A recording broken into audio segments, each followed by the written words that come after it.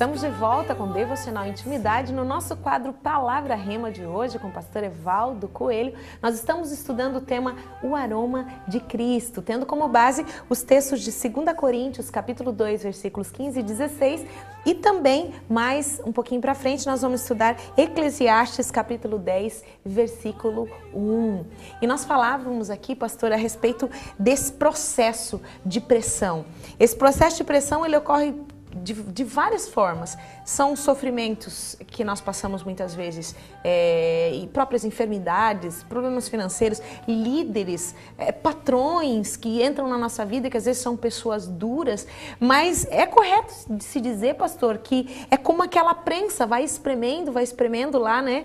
Eu sei que o senhor já esteve lá em Israel e eu não tive ainda, né, o privilégio de estar, mas existe o processo de prensa da oliveira, né? Para que saia o melhor óleo. E o óleo mais caro, segundo eu ouvi, se não for correto, o pastor me corrija, é o óleo da terceira prensa, quando já está no bagaço já, mas ainda existe um óleo, que é o óleo mais escuro e é o óleo mais caro da oliveira, mas quando ela já está no fim já, parece que não tem mais nada para dar, mas ali se extrai o melhor óleo dela. Eu creio que seria o contrário, Mônica, pode ser que eu estou enganado, mas assim, eu estive lá e eu quando subi no jardim de Getsemane, eu perguntei ao líder que estava na nossa caravana, e eu perguntei o que significa Getsemane, e ele diz Getsemane, ou prensa de azeite. Sim. Ele estava dizendo que o moinho, na época, era uma pedra mó, tipo assim, uma pedra com 2 toneladas, com 1 tonelada, e ela era rodada dentro de uma calha,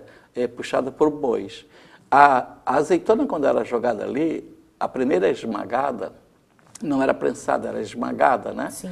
Ela saiu o melhor óleo, o óleo extra virgem, óleo de oliva virgem. Assim, esse óleo era só para unção, era um óleo especial, para saladas, etc. O segundo óleo já era um óleo mais simples, um óleo para lamparina. E o terceiro óleo, já que era mais bagaço, servia para fazer sabão, para trabalhos mais simples. Então, na primeira esmagada se extrai o melhor e depois, então, vai perdendo um pouquinho de qualidade. Eu estava pensando, Mônica, quando você estava falando sobre... Eu não sei se você vai comigo, vai nessa viagem. Eu vejo, assim, um laboratório, né? E eu vejo um cientista trabalhando com produtos, fazendo a sua química e separando, destilando a fragrância de um produto, separando o óleo essencial. Eu estive no Egito e comprei um óleo essencial. Eles não misturam lá. A gente traz e faz vários frascos com aquela essência, colocando álcool natural. E quando ele esmaga, quando ele tira, através da pressão ou do calor, ele fica com o melhor, fica com o supra-sumo. E como é que poderia fazer o supra-sumo de um produto, tipo assim, esmagando e levando ele a temperaturas muito difíceis? Então, dá para dizer que quem não passou momentos de muita dificuldade não pode ser um óleo essencial ao ponto de ser o perfume de Cristo, porque ele nos aperta e o perfume é dele. Não é verdade? O Espírito Santo, né, nos aperta, não é o nosso perfume, não é o perfume do homem, é o perfume de Cristo, é o perfume do Espírito Santo. Eu tive pensando assim rapidamente, eu sei que o nosso tempo é muito curto, mas havia um homem chamado Filemão, que significa aquele que beija, que foi ganho pelo apóstolo São Paulo na igreja em Éfeso, e ele abriu uma célula em Colossos, e ele era um trabalhador que comprava e vendia escravos. Era uma atividade na época que poderia ser feita. E de repente um daqueles escravos, ele só era um escravo porque ele tinha perdido os seus bens. E quando alguém perdia os seus bens numa falência, era dissolvida a família. Então a esposa foi vendida, os filhos foram vendidos e ele foi vendido como escravo. De repente ele, muito triste, muito amargurado, ele resolveu fugir do seu senhor e ainda o assaltou. E ele foge, mas foge para Roma, foge para o local onde está o apóstolo São Paulo preso. E quando ele vai e pergunta assim, vocês não sabem um local, minha alma está angustiada, não sabem um lugar onde eu posso receber uma oração, um lugar que tenha um refrigério, que tenha um bálsamo? E eles falaram, olha, tem uma prisão domiciliar aqui e tem um preso chamado Paulo, ele canta algemado, ele prega algemado, e ali é um laboratório, é um lugar maravilhoso.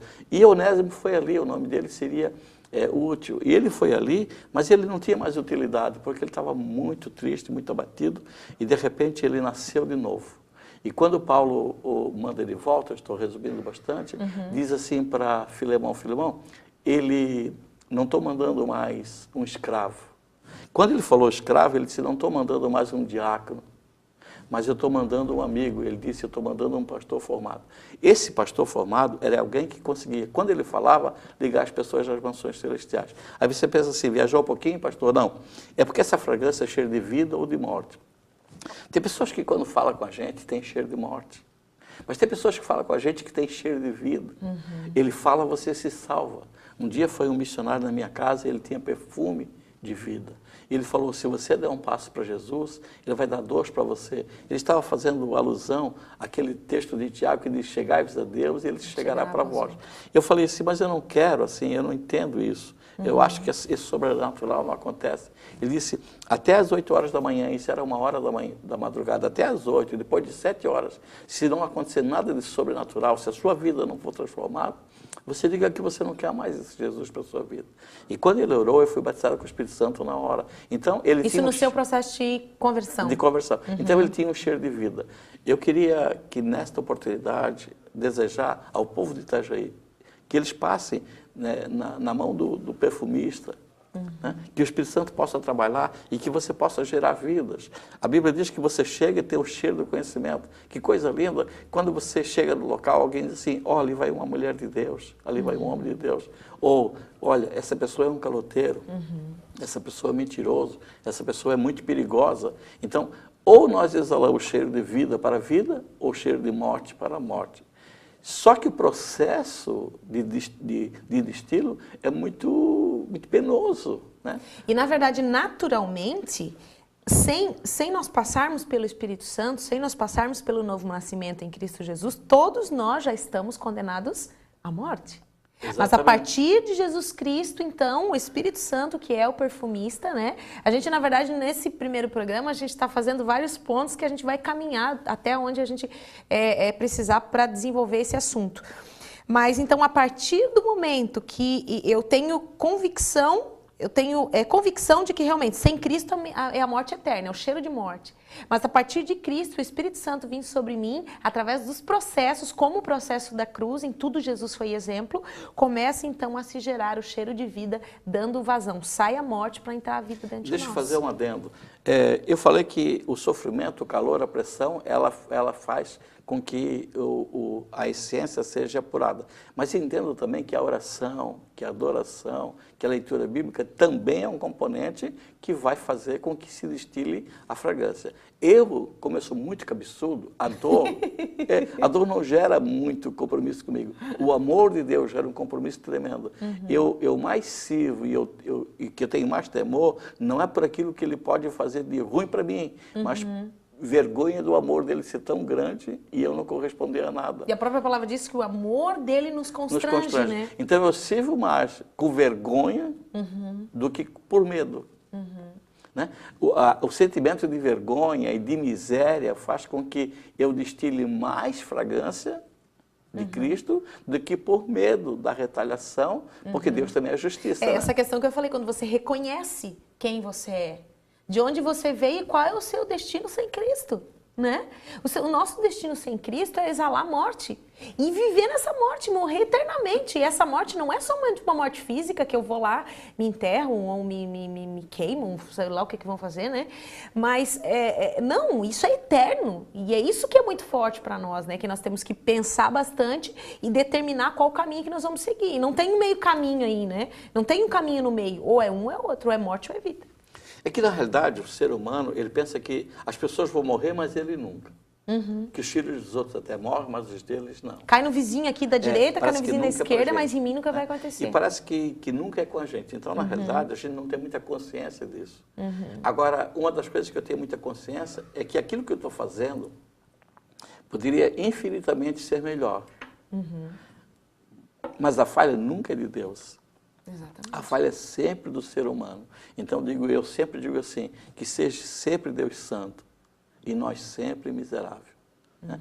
Porque o que Deus quer fazer na nossa vida é algo muito grande. Nós poderíamos transmitir essa fragrância, esse odor, com uma vitalidade muito maior. né? Poderia ser muito mais apurado isso, e a gente não consegue muitas vezes transmitir por causa do dia a dia, por causa do desgaste. E porque muitas vezes quer fugir do processo, E a não gente tem como fugir do processo. Na hora da pressão, a gente quer fugir da pressão, porque Exatamente. é tão difícil, né? Mas que Deus tenha misericórdia da nossa Amém. vida, que Deus tenha misericórdia do querido telespectador. Eu vi um vídeo, o Júnior me levou essa semana, que achei tão interessante. Na realidade, a gente passa muito tempo da carga horária sem Deus e muito pouquinho tempo com Deus, né? A gente tira muito pouquinho de tempo. Essa pessoa que estava nesse vídeo, assim, você vai na igreja porque você acha que você comprou um show? Você vai na igreja porque as pessoas têm o direito de te agradar. Você vai na igreja porque as pessoas têm o direito de te receber muito bem porque você está pagando. Não é verdade isso. Você vai lá como adorador, você vai lá para buscar a Deus, você vai lá agradecido, você vai lá para servir o seu irmão. Então, se nós tivéssemos consciência, Mônica, a gente não exigiria tanto dos outros e não se decepcionaria tanto, porque na realidade a gente vai ali para servir, não para ser servido. E a ideia que eu tenho é que eu comprei o ingresso para o show, né? E que os artistas, os artistas daquele show têm que se virar para fazer o melhor. Aí diz assim, o culto está chato, mas o patrão também é chato. O trabalho é chato. Tudo é muito chato, mas no patrão a gente vai. Então, pergunta o seguinte, se você faz 8 horas para o seu patrão, ele lhe paga no final do mês. Se ele dissesse assim, você pode continuar fazendo as 8 horas diárias, mas nunca mais vou lhe pagar, ele iria embora. Verdade. Então, as pessoas estão sempre fazendo trocas.